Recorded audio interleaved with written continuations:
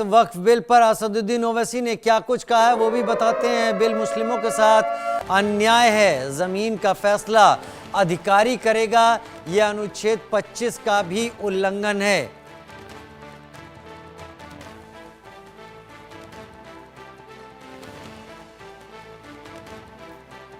सदन में ओवैसी ने वक्फ बिल की कॉपी फाड़ दी। सदन में ओवैसी ने महात्मा गांधी का उदाहरण देते हुए वक्फ बिल की कॉपी फाड़ दी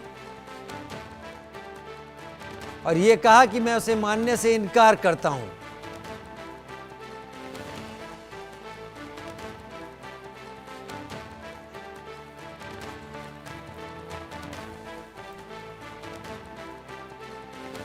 सदन में ओवैसी ने वक्फ बिल संशोधन बिल की कॉपी फाड़कर अपना ऐतराज जताया, विरोध किया और अपनी बात को जस्टिफाई न्यायोचित करने के लिए असदुद्दीन ओवैसी ने महात्मा गांधी का उदाहरण दिया कि उन्होंने दक्षिण अफ्रीका में ऐसे ही कानूनों की प्रति को फाड़ दिया था।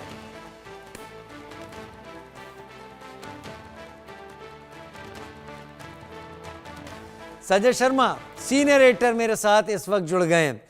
संजय, गर्मा गर्म बहस हो रही है इस वक्त, अभी क्या जानकारी मिल पा रही है? हम कब तक इस पर वोटिंग की तरफ आगे बढ़ते हुए दिख रहे हैं? देखिए, इसके बाद में एक स्पीकर की ओर बारी है। इसके बाद में केंद्रीय मंत्री किरण रिजिजू का रिप्लाई होगा।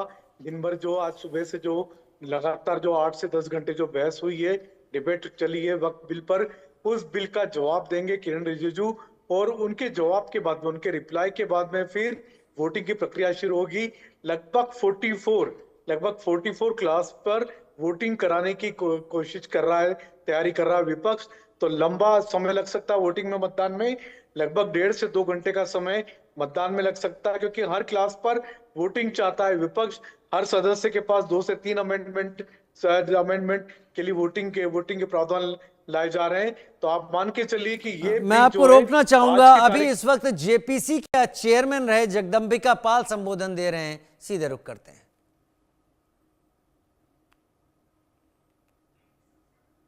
जितने ज्वाइंट पार्लियामेंट्री कमेटी के मेंबर थे, आज उनमें से चाहे जावेद साहब चाहे अभी बोल रहे थे बेनीवाल जी कि जेपीसी के चेयरमैन बोलने नहीं दे रहे थे। जेपीसी के चेयरमैन हफ्ते में 5 दिन बैठक करना चाहते थे, 4 दिन करना चाहते थे। जेपीसी के मेंबर हमारे उधर के स्पीकर साहब से जाके कहते थे कि साहब 15 दिन में 2 बैठक होनी चाहिए। तो मैं बोलने के लिए दिल पे हाथ रख के कह दे कि शायद अपनी स्टैंडिंग कमेटी में उतना बोलने का अवसर नहीं मिला होगा जितना ज्वाइंट पार्लियामेंट्री कमेटी में इन लोगों को बोलने का अवसर मिला। और आज मैं सरकार को धन्यवाद दूंगा कि ये पहली ज्वाइंट पार्लियामेंट्री कमेटी है। आप स्वीकार करें न करें, आप इसका विरोध करें, लेकिन उस कमेटी में जो आप बहुत से कंसर्न उठा रहे थे, जो आप बहुत सी बातों को उठा रहे थे, आज उस ज्वाइंट पार्लियामेंट्री कमेटी ने अपनी रिकमेंडेशंस किया। इनके प्रेमचंदन जी ने कहा जेपीसी को अधिकार ही नहीं है कि वो रिकमेंडेशन कर सके, अमेंडमेंट कर सके कानून का। गृह मंत्री जी ने उत्तर दे दिया, उसमें मुझे नहीं कहना। लेकिन आज ज्वाइंट पार्लियामेंट्री कमेटी में मैं अपने सभी सदस्यों को धन्यवाद देना चाहता हूं। ये आपका सौभाग्य होगा, इतिहास बताएगा कि जिस जेपीसी के आप मेंबर थे उसकी सारी रिकमेंडेशंस को सरकार ने स्वीकार करने का काम किया है। ये कोई साधारण बात है। आज कम से कम उस ज्वाइंट पार्लियामेंट्री कमेटी में जिस तरह से हमने डिटेल डिस्कशंस किया और डिलिब्रेशंस किया, और इसके बावजूद किसी भी सदस्य से मैंने ये नहीं कहा होगा अगर उन्होंने आधे घंटे बात रखनी चाहिए होगी, 1 घंटे रखनी चाहिए होगी, सबको मैंने पूरा अवसर दिया। 11 बजे से बैठक शुरू करते थे, 7 बजे 8 बजे तक बैठक करते थे। और इसके बावजूद मैं कहता हूं कि आज गृह मंत्री जी ने अगर ये कह दिया कि अब इसमें चाहे वाकिफ हो, उसमें न कोई सरकार का दखल होगा, न वाकिफ के इंटेंशन पे, न वक्त में कोई दखल होगा। तो जब वक्त में कोई दखल नहीं है, न वाकिफ में कोई दखल है, और इसके बावजूद भी अभी भी आपने देखा ओवैसी साहब को कि अभी उन्होंने इस बिल को फाड़ने का काम किया है। तो ये जो बात कह रहे कि ये बिल असंवैधानिक है, असंवैधानिक काम तो उन्होंने किया है जो बिल फाड़ने का काम किया है। आज मैं पूछना चाहता हूं, आज किस लिए बिल फाड़ दिया? उन्होंने कहा, चले गए, मैं पूछना चाहता हूं, उन्होंने कहा कि हमारी 123 प्रॉपर्टी है, और साहब हमारे पास डीड नहीं है, उस डीड को हम कैसे देंगे? हमारी प्रॉपर्टी तो मिलेगी नहीं। मैं कहना चाहता हूं 123 प्रॉपर्टी है, बिल्कुल है। ये 123 प्रॉपर्टी किसकी है? ये हमारे जमाने की नहीं है। जब ब्रिटिशर्स ने, अंग्रेजों ने हिंदुस्तान की राजधानी को कोलकाता से दिल्ली बनाने का फैसला किया और 1911 में जब उन्होंने यहाँ के लुटियन जोन्स की लैंड को एक्वायर किया, लैंड एक्वायर करने के बाद ड्यूली कंपनसेशन दिया और अधिग्रहण कर लिया। और 1911 जो अधिग्रहण ब्रिटिश सरकार ने किया, अखिलेश जी आप भी मुख्यमंत्री रहे, अगर कोई सरकार किसी जमीन का अधिग्रहण कर ले तो फिर उस जमीन को डीनोटिफाई करके किसी को दे नहीं सकती है। यह पहली बार कांग्रेस सरकार ने डीनोटिफाई करके देने का काम किया। मैं पूछना चाहता हूं, अगर आपके पास डॉक्यूमेंट नहीं है, मैं पूछना चाहता हूं कि अगर डॉक्यूमेंट नहीं है, हमारे जेपीसी के मेंबर लोग बैठे हुए, मैं पूछना चाहता हूं ये तुष्टिकरण नहीं तो और क्या था? 1911 की जो ब्रिटिशर्स ने जमीन लिया, बैठ जाइए लाल जी, सुन लीजिए पूरी बात, आपको स्पष्ट हो जाएगा। 1911 में जो जमीन अंग्रेजों ने, ब्रिटिशर्स ने एक्वायर किया राजधानी के लिए, 1911 के बाद 1970 में दिल्ली के वक्फ बोर्ड ने कहा, जो 1911 की ब्रिटिशर्स की जमीन एक्वायर थी, कि यह वक्फ बोर्ड की है। 1970 में तो वो जो सेक्शन 40 की बात हो रही है, ये शायद देश में नहीं दुनिया में किसी को अधिकार नहीं होगा कि जो ब्रिटिश एक्वायर करके कंपनसेशन दे गए हो उसको 57 सालों के बाद वक्फ बोर्ड कह दे ये वक्फ की जमीन है, और उसके बाद ये कह रहे हैं हमें मिल नहीं रही वैसी साहब। वो मिल जाती 1984 में भी कांग्रेस यूपीए सरकार ने देने की कोशिश की, 2014 में भी देने की कोशिश की। आप अपनी कैबिनेट देख ले, सरकार देख ले, 5 मार्च 2014 को चुनाव का मॉडल कोड ऑफ कंडक्ट जारी हुआ था। आप सबको याद होगा, आप सब लोगों में से बहुत से सांसद लड़े थे, जीते थे। 5 मार्च 2014 को मॉडल कोड ऑफ कंडक्ट लागू हुआ और उसके ठीक 2 दिन पहले 2 मार्च को यूपीए सरकार ने एक कैबिनेट बैठक किया और कैबिनेट बैठक करके उस 123 प्रॉपर्टी को डीनोटिफिकेशन करके कहा इसको वक्फ बोर्ड को दे दिया जाए। धन्यवाद है हाई कोर्ट को, सुप्रीम कोर्ट को। आज वो हाई कोर्ट के स्टे से रुका हुआ है, नहीं तो इस सरकार ने, तत्कालीन सरकार ने तो देने का काम कर दिया था जो असंवैधानिक था। सुन लीजिए धर्मेंद्र जी, सुनिए, सुप्रीम कोर्ट के फैसले के, हाई कोर्ट के फैसले के बाद कोई अधिग्रहित और मुआवजादारी दी गई जमीन किसी दूसरी इकाई को नहीं दिया जा सकता। सरकार किसी संपत्ति का अगर अधिग्रहण कर ले, मुआवजा दिया जा चुका तो डीनोटिफाई नहीं कर सकता। ये काम कोई कर सकता है कि इस तरह से संविधान और कानूनी प्रावधानों का अगर कोई उल्लंघन कर सकता है और इस तरह की सरकारी संपत्तियों को गैर कानूनी तरीके से ट्रांसफर करने की कोशिश केवल तुष्टीकरण करने के लिए कांग्रेस यूपीए की सरकार ने किया था, ये मैं कहना चाहता हूं। और इतना नहीं, आप इसको अनकॉन्स्टिट्यूशनल कह रहे हैं कि ये अनकॉन्स्टिट्यूशनल आखिर कैसे है? आप ये बताइए कि अनकॉन्स्टिट्यूशनल है। आज किसी देश में जो 1995 जिस प्रिंसिपल एक्ट की बात कर रहे हैं, 2013 की प्रिंसिपल एक्ट की उस अमेंडमेंट की बात कर रहे हैं, 1995-2013 में बहुत से साथियों ने केवल एक सेक्शन 40 की बात कही है। मैं कई सेक्शन हैं, क्योंकि देश को जानना चाहिए कि आज उस 1995 और 2013 में अमेंडमेंट करके इस तरीके से वक्फ बोर्ड को इतनी अनलिमिटेड पावर दी गई और उसको अमेंडमेंट करके कि वो अनलिमिटेड पावर वक्फ बोर्ड की संविधान से ऊपर हो गया और वक्फ को सेक्शन 40, सुन लीजिए सेक्शन 40, और हम पढ़ना नहीं चाहते कल्याण जी, हमारे पास किताब भी रखी हुई है 95 का, क्या बात, मैं पढ़ के, मैं सेक्शन का नाम ले रहा हूं, पढ़ के नहीं सुनाऊंगा।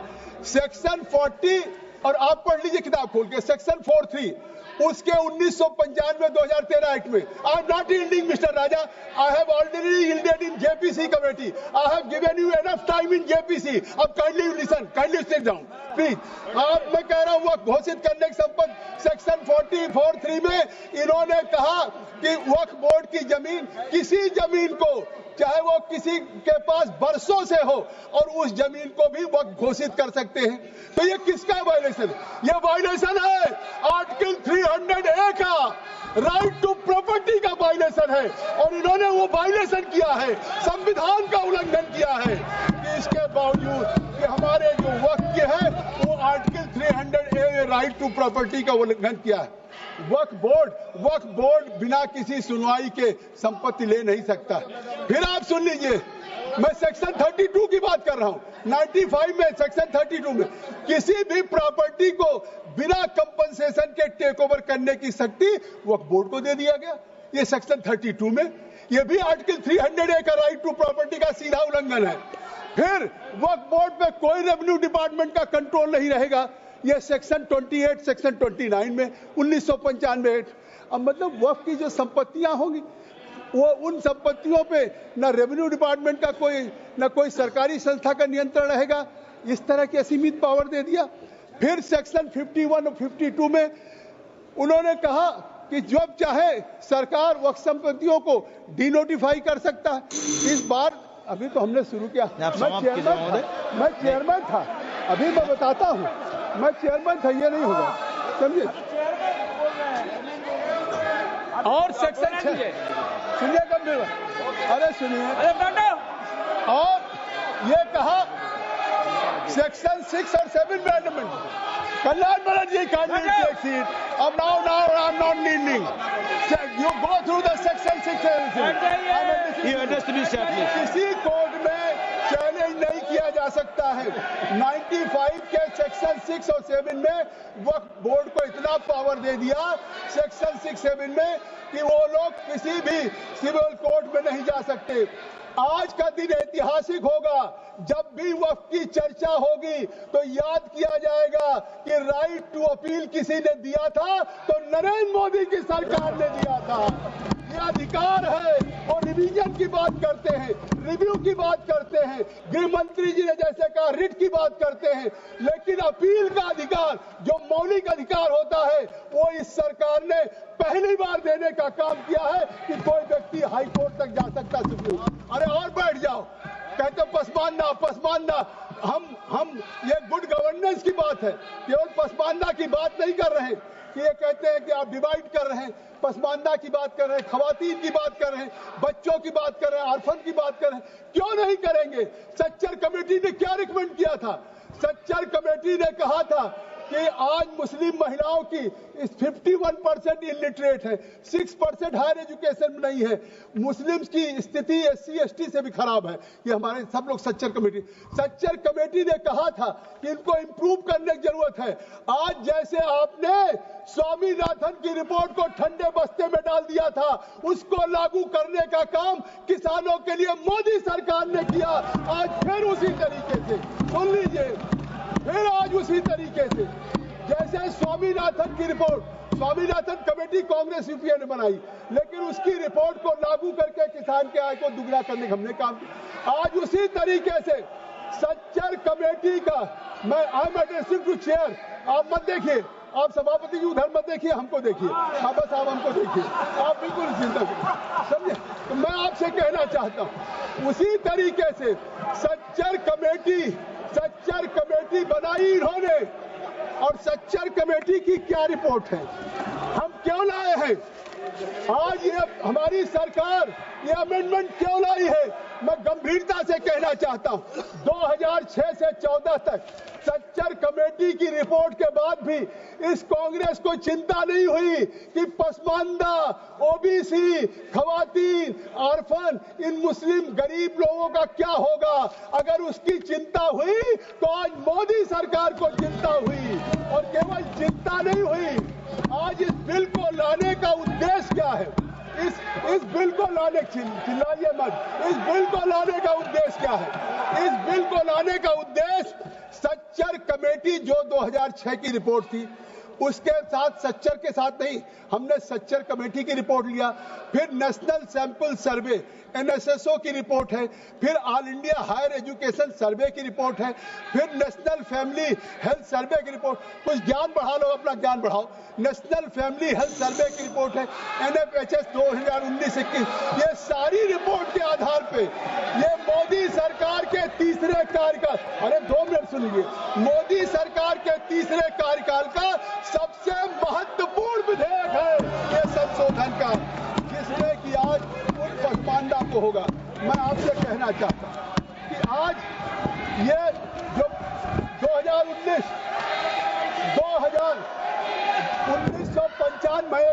1995 हो, 2013 हो, आज तो उन्होंने उस समय अनकॉन्स्टिट्यूशनल पास किया था। मैं बता दूं कि 1995 2013 में इन्होंने आर्टिकल 14 का उल्लंघन किया, आर्टिकल 15 का उल्लंघन किया, आर्टिकल 19 का किया, आर्टिकल 21 का किया, आर्टिकल 300A का किया। उस समय संविधान के इसका उल्लंघन करके और फिर भी उन्होंने 95 और 2013 को चुनाव के लिए अमेंडमेंट किया।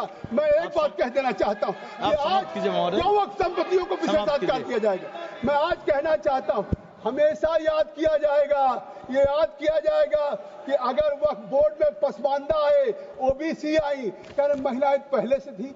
आज तक कैलकुलेट कर लीजिए, केवल 8 महिलाएं आई आज तक, जब से 95 बना, और अब मैंडेट हो गया कि हर वक्फ बोर्ड में 2 होंगी महिलाएं और हर काउंसिल में हमारी 2 महिलाएं होंगी, और ये मैंडेट है। और आर्टिकल 14 का उल्लंघन कैसे है मैं बता दूं, वक्फ संपत्तियों को विशेषाधिकार दे दिया गया।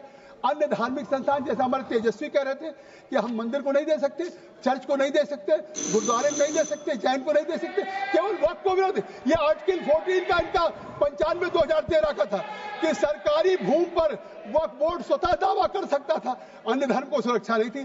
फिर आर्टिकल 15 धर्म के आधार पर भेदभाव का सेकंड में समाप्त कीजिए। एक केवल बात, अभी स्पीकर साहब को 5 मिनट देंगे ना, आप चले जाइए, स्पीकर साहब 5 मिनट देंगे। स्पीकर साहब बहुत ही very kind enough to me. Speaker साहब बहुत मेहरबान रहते। तो मैं अभी शुरू कर रहा था आपके आने पे कि आज ये जो 1995 और 2013 है वो अनकॉन्स्टिट्यूशनल था। और मैं कहना चाहता हूं कि अगर आज ये सरकार आर्टिकल 14, 15, 19 और राइट टू प्रॉपर्टी का जो उस समय उल्लंघन करके और कांग्रेस यूपीए सरकार में उस तरह का लॉ वक्फ को बना करके किसी संपत्ति को वक्फ घोषित कर दिया जाए, आज उसको ठीक करके एक संविधान संशोधन पर कानून बनाने का काम मोदी सरकार कर रही है। और जिस तरीके से मैं आपसे कहना चाहता हूं कि आज जिस तरीके का है, आज ये कहते हैं, अभी उवैसी साहब कह रहे थे कि ये प्योरली, 1 मिनट में बात खत्म करूंगा, प्योरली रिलीजियस बॉडी है। कई केसेस का उदाहरण लोन दिया। मैं कहना चाहता हूं, सच्चर कमेटी की क्या सिफारिश है? क्या सच्चर कमेटी जिसकी दुहाई, मैं एक बात, सच्चर कमेटी ने कहा था, सच्चर कमेटी की संस्तुति है कि वक्फ बोर्ड में नॉन मुस्लिम रखे जाए, वो हम सच्चर कमेटी की रिपोर्ट को लागू करने का काम करें। ये सच्चर कमेटी की रिपोर्ट है कि आज पसमानदा हो, गरीब हो, आपको क्या मालूम है? तो आज हम सच्चर कमेटी की उस रिपोर्ट को लागू कर रहे हैं। उसकी आय को शिक्षा, स्वास्थ्य, रोजगार के लिए वक्फ बोर्ड के भ्रष्टाचार के सब गृह मंत्री जी कह चुके हैं। लेकिन मैं आज कहना चाहता हूं कि आखिर वक्फ बोर्ड का फायदा क्या है? 2019-20 में वामसी पोर्टल से कह रहा हूं कि उस समय 166 करोड़ था और आज घट के 14 करोड़ 9.92 लाख। आज वक्फ बोर्ड तनख्वाह नहीं दे सकती है। तो अगर सीएजी के द्वारा नियुक्त किए हुए अगर ऑडिट होगा तो उसका फायदा किसको मिलेगा? गरीब मुसलमानों को मिलेगा, आम मुसलमानों को मिलेगा, पसमानदा को मिलेगा। इसलिए मैं कहना चाहता हूं, और इसलिए मैं कहना चाहता हूं कि आज जिस तरीके से हमारा ये हुआ है, मैं धन्यवाद दूंगा कि हमारी सरकार ने इस वक्फ की कमेटी की मेहनत से 6 महीने में जो रिपोर्ट दिया, उस रिपोर्ट को लागू करके एक नए सुशासन में आज भारत में इस लागू करके देश के पसमानदा आम जरूरी फायदा। बहुत बहुत माननीय मंत्री जी।